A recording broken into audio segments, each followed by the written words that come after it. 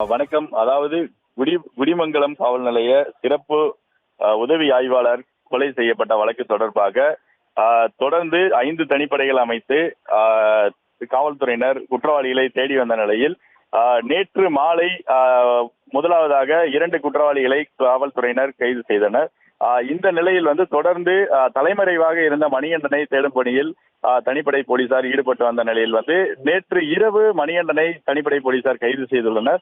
இந்த நிலையில் கைது செய்யப்பட்ட மணிகண்டனிடம் அதாவது அந்த கொலை சம்பவம் குறித்து விசாரணை நடத்திய நிலையில் கொலைக்கு பயன்படுத்தப்பட்ட அந்த அரிவாளானது எங்கு உள்ளது என காவல்துறை விசாரணை செய்ததில் மணிகண்டன் அந்த அரிவாள் உப்பாறு அணையோடை பகுதியில் வீசி விட்டு சென்றதாக கூறிய நிலையில் உடனடியாக காவல்துறையினர் அதிகாலை உப்பாறு அணை ஓடை பகுதிக்கு மணிகண்டனை அழைத்து சென்றுள்ளனர். குறிப்பாக குடிமங்கலம் காவல் ஆய்வாளர், உதவி ஆய்வாளர், தலைமை காவலர் உள்ளிட்டோர் சேர்ந்து மணிகண்டனை அழைத்து சென்ற நிலையில் காவல் உதவி ஆய்வாளர் சரவணன் மணிகண்டனை அழைத்து கொண்டு அந்த அரிவாளை தேடுவதற்காக உள்ளே சென்றுள்ளார்.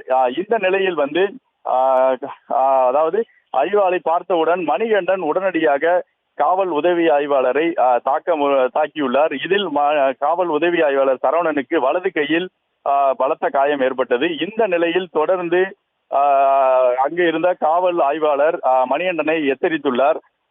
ஆயுதத்தை கீழே போடும்படியும் தரநடை சொல்லியும் எச்சரித்த சூழ்நிலையில் மணிகண்டன் தொடர்ந்து அங்கிருந்த அனைத்து, அதாவது காவல் ஆய்வாளர், தலைமை காவலர் உள்ளிட்ட அனைவரையுமே தாக்க முற்பட்ட நிலையில் காவல் ஆய்வாளர் வேறு வழியின்றி மணிகண்டனை சுட்டதாக கூறப்படுகிறது. இந்த நிலையில் மணிகண்டனை உடனடியாக ஆம்புலன்ஸ் மூலம் அருகில் உள்ள உடுமலை அரசு மருத்துவமனைக்கு கொண்டு செல்ல அழைத்த நிலையில் ஆம்புலன்ஸ் வருவதற்கு தாமதமானதால் உடனடியாக அவர்கள் மணிகண்டனை அழைத்து சென்ற காவல் வாகனத்திலேயே எடுத்துக்கொண்டு மணிகண்டன் மற்றும் காயமடைந்த உதவி ஆய்வாளர் சரவணன் உள்ளிட்டோர் அனைவரையும் அழைத்து கொண்டு உடுமலை அரசு மருத்துவமனைக்கு அழைத்து வந்தனர். இந்த நிலையில் உதவி ஆய்வாளர் சரவணன் தற்பொழுது அந்த மருத்துவமனையில் சிகிச்சை பெற்று வரும் நிலையில் மணிகண்டனை பரிசோதித்த மருத்துவர்கள் அவர் வரும் வழியிலேயே இருந்ததாக கூறிய நிலையில் தற்பொழுது அவருடன் தொடர்ந்து அந்த என்கவுண்டர் தொடர்பான விசாரணையானது தற்பொழுது மருத்துவமனையில் நடைபெற்று வருகிறது. உயர் அதிகாரிகளும் தற்பொழுது மருத்துவமனைக்கு வர தொடங்கியுள்ளனர்.